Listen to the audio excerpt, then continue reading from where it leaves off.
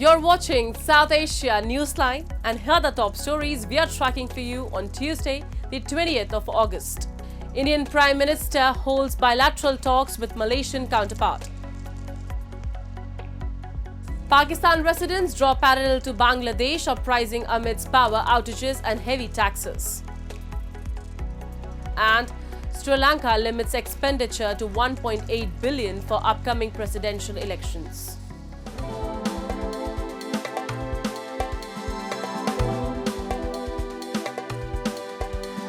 And now for all the details. Indian Prime Minister Narendra Modi on Tuesday held bilateral talks with his Malaysian counterpart Anwar Ibrahim, who is on a 3-day state visit to India.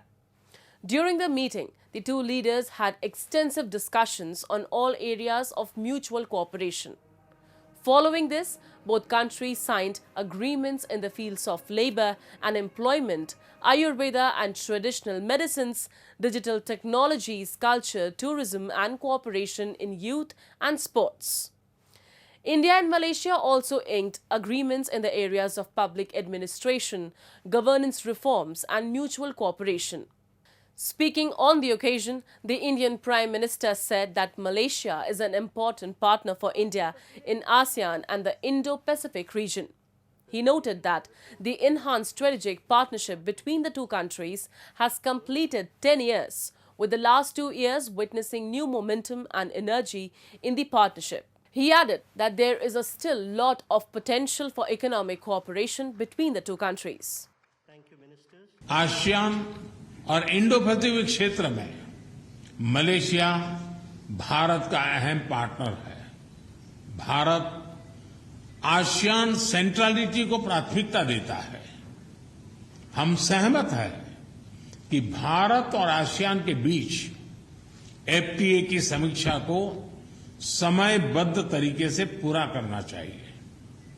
Expressing deep concern over the rape and murder of a 31-year-old trainee doctor in India's Kolkata city, the Supreme Court on Tuesday ordered the setting up of a national task force of doctors to make recommendations on safety at their workplace. The court has also asked the federal police to submit a report on Thursday on the status of investigation over the incident. Meanwhile, doctors across the country have held protests and refused to see non-emergency patients following the crime as part of their action demanding a safer workplace and a swift criminal probe. The colleague of the victim said that the gruesome crime has left her mentally traumatized and scared to go to work. She further said she has not been able to sleep since the tragic incident. 10 days have done nothing till now. There is nothing, like for us, we can say that we all the female residents especially, we are just scared to enter the department because if the security is same like the before, then anyone can be attacked. ये चीज़ हर दिन हम लोग किसी न किसी तरीके से दर्शाने की कोशिश करें ताकि this is affecting every day you can reach 2 more people. Every day you can reach 2 more people करके you can ताकि सबको इक्वली वो चीज़ महसूस हो जो हमें महसूस हो रहा है, जो हमारे साथ जो रैलीज़ में चलते हैं उनको महसूस हो रहा है, जो हमारे साथ कैंडल मार्चेस में चलते हैं उनको महसूस होता है। तो हर दिन कोई दूसरा वर्जन देखेगा, आज आप देख रहे हो, आप जाके 2 को बोलोगे, वो दो को बोलेगा, ऐसे करके लोगों के अंदर ये इमोशंस इनग्रेन्ड होंगे। तो इसीलिए आज हम लोग ये पेंटिंग कर रहे हैं। अगर आप ये पेंटिंग्स को फॉलो करोगे तो ये सब में एक मैसेज है। Women activists say the incident has highlighted how women in India continue to suffer despite tougher laws following the gang rape and murder of a 23-year-old student on a moving bus in Delhi in 2012. A police volunteer designated to help police personnel and their families with hospital admissions when needed has been arrested and charged with the crime. Residents in Pakistan's Karachi have expressed their anger with prolonged power outages and electricity taxes, which have been severely impacting their daily lives. They have compared their plight to people of Bangladesh and said they should also take similar action to oust their government. A report. Residents in Karachi city of Pakistan have expressed their frustration due to the hours-long load shedding and high electricity taxes. Lamenting about their daily struggles and low wages, Residents said that the government is pushing them towards desperate measures like stealing, as they have to pay heavy taxes which contributes to half of their salary. They further said if they fail to pay the bills, then it results in their electricity being cut off. तो आखिरी हाल यही है, जो वो कुंडा डालेंगे, मैं भी होऊंगा तो कुंडा डालूंगा, मजबूरी चोरी करूंगा, क्योंकि चोरी मुझे खुद सिखा रहा हो ना आप लोग। अगर ये जायज़ करें ये, तो मैं भी चोरी नहीं करूं।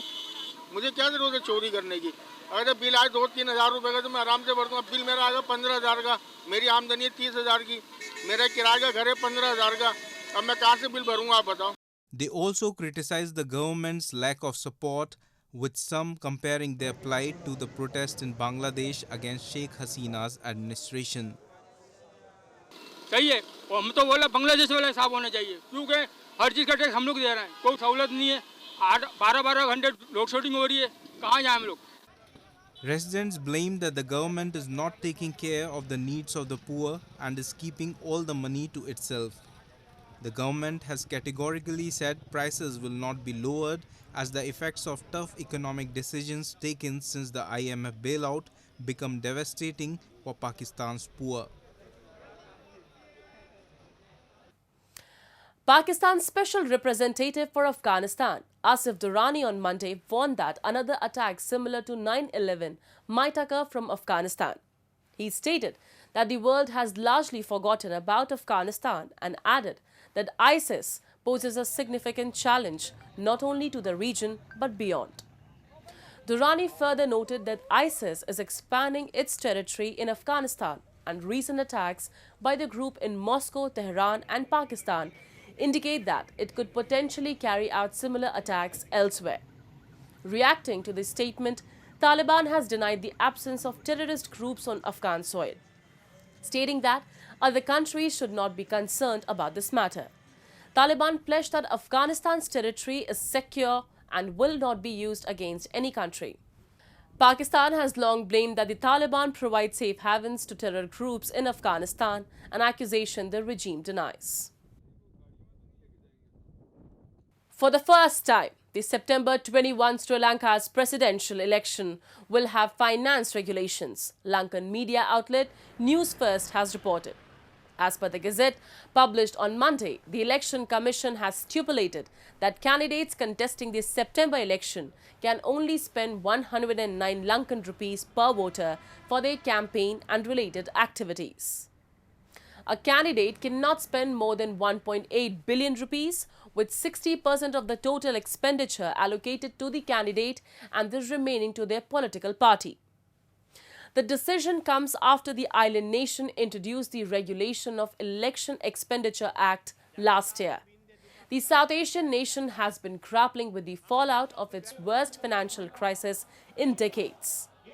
The September election is key to charting Sri Lanka's way out of a crisis that was unleashed after it exhausted its foreign reserves, sending the economy into free fall and leading to a default on foreign debt in 2022. The winner will have to shore up the fragile economic recovery, implement a 4-year $2.9 billion program with the International Monetary Fund, finalize $12.5 billion debt restructuring, and focus on achieving sustainable growth. Weeks after the ouster of former Premier Sheikh Hasina and the formation of an interim government in Bangladesh, a petition was filed on Monday in the High Court seeking a ban on Hasina's Awami League.